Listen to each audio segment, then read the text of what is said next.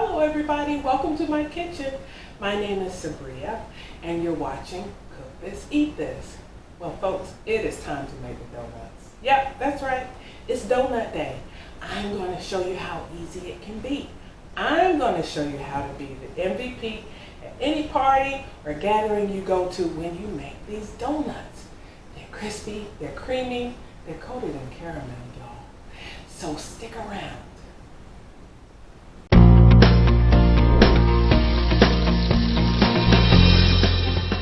For this recipe, you'll need flour, plant-based milk, nutmeg, active dry yeast, salt, vegan butter, sugar, vanilla flavoring, vital wheat gluten flour, which is optional. And for the glaze, you'll need powdered sugar, brown sugar, vanilla flavoring, vegan butter, and a little bit of water. So let's get started. Your first step is to measure out 1.5 cups of plant-based milk. I'm using oat milk. You're going to warm that milk to about the temperature of bath water. Pour it into a large bowl, and you're going to sprinkle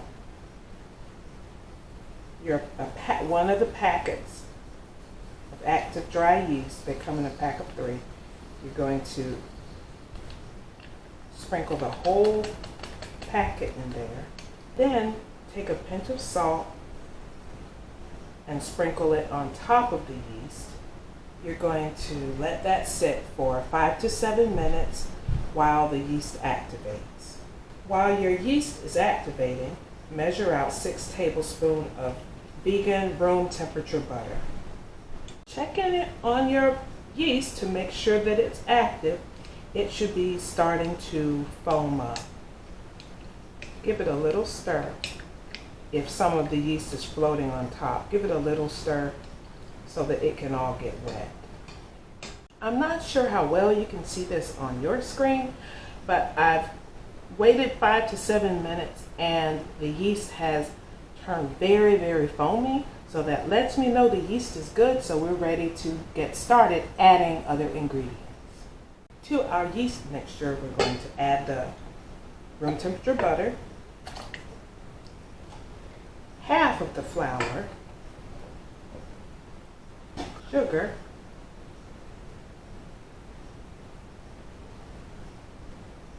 nutmeg, vanilla, salt,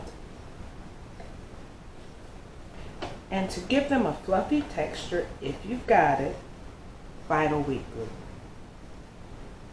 If you ever make seitan homemade at home, then you've definitely got some of this. Next, we're going to mix this on low to combine everything.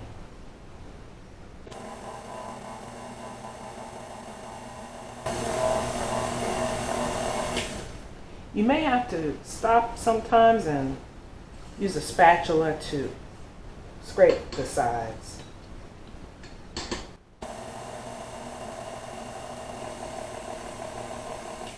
Okay, everything is very well combined, so we're going to start adding in the rest of our flour. I'm going to do this 1/2 cup at a time while my mixer is on low. Again, we're going to keep scraping the sides if need be. Depends on your mixer. And once that flour gets mixed nicely into your dough, you'll add another 1/2 cup. So I've added most of my flour, and honestly, folks, it kind of varies every time you make these. Sometimes you may use all the flour, sometimes you may not use nearly as much. You will have to kind of eyeball it and see if it looks to your satisfaction, really. And you'll get, the more you make these, the more accustomed you'll get to knowing what it should look like. So I'm going to scrape my dough hook, and I've already cleaned my countertop. So I'm going to sprinkle flour on there. dump out the dough. I'll sprinkle a little flour on top and form a ball. And I'm going to knead it just a little bit. Most of the kneading was already done in my mixer. If you do not have a mixer with a dough hook, that is totally fine. You can still make these. You're just going to knead it on the countertop for about 5 minutes. This is still really sticky, so I'm going to add a little bit more flour.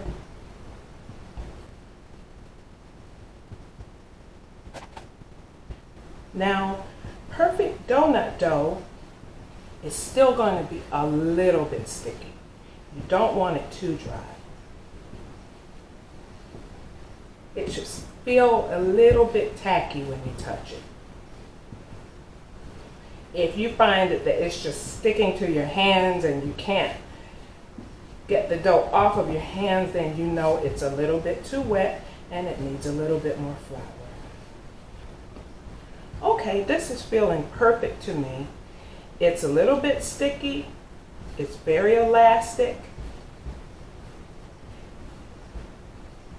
And so it's ready to rise.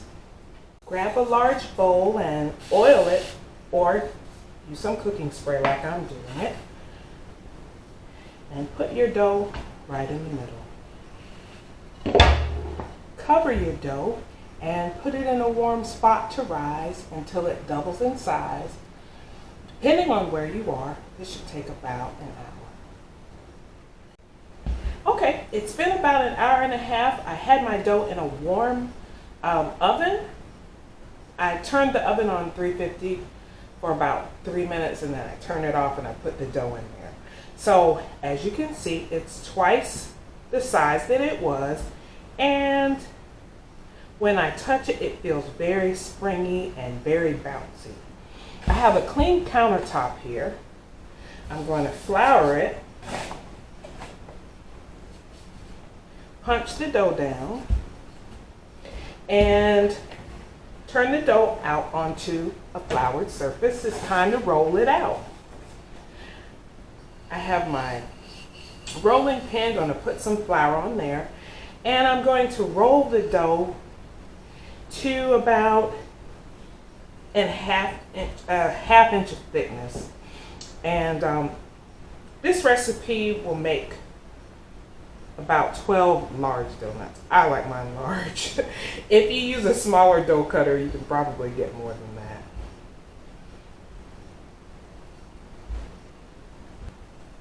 Now that I've rolled it out, I got my little red cup here. I actually had a donut cutter, but it was just too small for me. So I'm going to use this to go around the dough, give it a little twist, and move on to the next circle.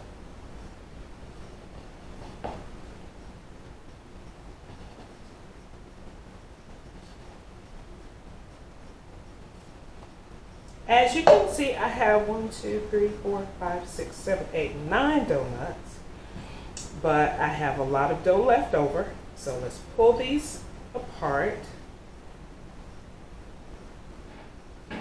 And I have a pan here lined with parchment paper. I'm going to dig through the middle and make a little hole. I'm not going to cut out donut holes. And the reason for that is because I love doing my donuts this way. When they're not quite perfect and not quite smooth, each little groove and crevice that this creates makes the donut crunchier. So I love doing it this way. Now, if you like a really smooth, perfect donut, then by all means, use a donut cutter and a smaller cutter to make your hole in the middle. I just got used to doing this and I love the extra crunch that it creates. I definitely encourage you to make these when you've got company because they are so good. It's going to be hard to just eat 1 or 2, so maybe save it for a family gathering or a party. So with my remaining dough, I'm going to knead it gently.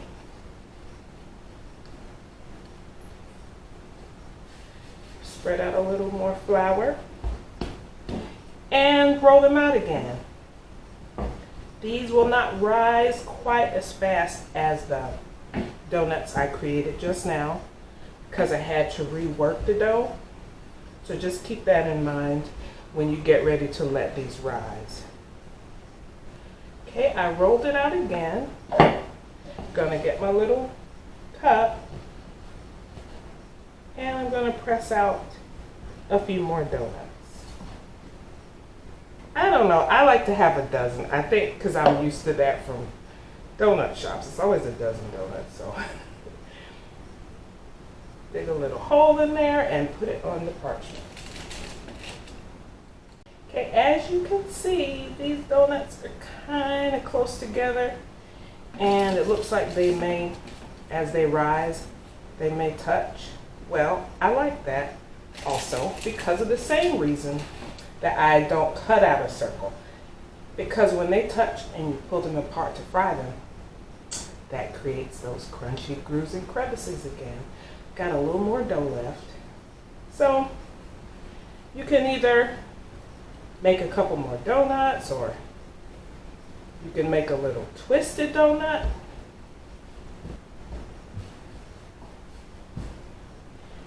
Just twist the dough a little bit and wrap it around to make a circle. It's going to look wonky, but it'll taste just as good, trust me. Now that I've cut up my donuts, I'm going to let these rise one more time. I'm going to cover them and put them back in a warm spot to rise. So let's get ready to make the icing. I've turned my pan on medium heat and I'm going to add the vegan butter and let that melt. While the butter's melting, I'll add plant-based milk. Okay, as that starts to melt, let's give it a little swirl. Next, I'll add the brown sugar.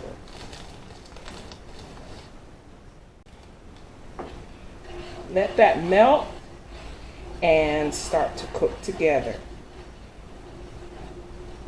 Okay, my butter is melted and I'm stirring it and letting it cook and letting the brown sugar melt. I'm going to bring it to a low simmer. Bubbles are starting to form and I'm just going to let it cook and stir it constantly for 1 to 2 minutes until I'm sure that all the brown sugar is melted. Once my brown sugar is melted and it's cooked for a minute and everything is starting to smell amazing, we can turn off our heat and we're going to transfer this to a bowl. Okay, going to pour this brown sugar mixture into a bowl. Next, I'll add some vanilla. Whisk it around. Then I'll add powdered sugar and whisk. As I whisk it, to bring it to the consistency that I want, I'll start to add water about a tablespoon at a time. You don't want to add too much water too fast because you may end up with a runny mess. Okay, that's still a little bit too thick, so I'll add another tablespoonful of water. And that's close, but no cigar. I'll add a tiny bit more water and whisk it. And what I want is a glaze that is not too thick, but it's thick enough that it will stick perfectly to the donut, but not so thick that I just have too much icing on there. So this is perfect. Okay, our glaze is ready, so let's check on our donuts, see if they've risen enough, and it'll be time to fry them up. Okay, so I took the donuts out from their little resting place, and as you can see, they've risen about 30 to 40%, which is perfect. They are ready to fry, so let's get going. Okay, my oil's been heating up, and ideally you'll have a thermometer to measure the heat. But if you don't, I'm gonna put just a pinch of flour in there and see what happens. If it starts to sizzle and fry, then you know that your oil is hot enough. Once your oil is ready to go, gently place the donut down into the oil. I'm going to place my 2 wonky donuts in here because it's the perfect time to test my oil and to get off a couple of test donuts. That way, if they burn, you haven't really lost anything. You're going to let them fry to golden brown, which will take about 1.5 minutes to 2 minutes. You don't want them to fry up too fast because the inside will be raw. If you fry them too slowly, then your donuts will be greasy. So it's a delicate balance, and all I can say is the more often you make these, the better you'll get at knowing.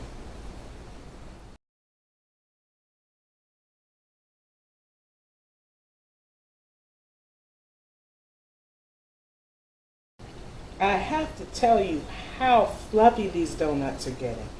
They are so fluffy and thick. And also, as you can see, the little imperfections there, they're frying up extra crispy. After you fry them up, transfer them to a tray with some paper towel on it to drain the oil. There's a donut shop in Asheville, North Carolina that first gave me the idea to not be so particular about the shape of the donuts and kind of let them have a free form a little bit. Their donuts have a similar shape as mine, and I just can't tell you how much more interesting the donuts are because of the added texture. It's fantastic. But no judgment. If you want a perfectly round glazed donut, that is up to you. I can tell you my family is sure getting excited because they can smell these things cooking. Okay, this is the last donut, so let's get these glazed up. So these are what they look like. Fresh out of the oil. They're still super hot, so I'm going to let them cool off a little bit before we glaze them. Okay, while the donuts are still warm, not hot, but not cold either, we're going to grab these, dip it down into the glaze, ooh-wee, and put it on a rack to cool.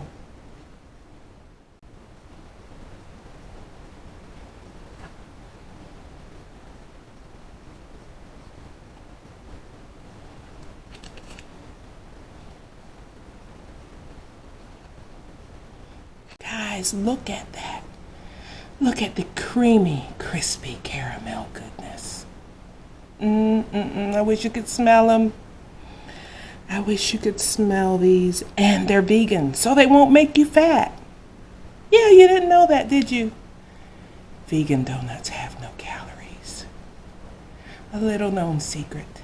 So you can eat as many as you like, which is what I plan to do. But that's just me. Would you look at that? I was so eager to start eating donuts, I forgot to thank you for watching and to say goodbye. But I hope you'll make these recipes because you deserve to eat these donuts. And I hope that you will like the video and share it and subscribe to my channel for more great recipes coming soon. Bye.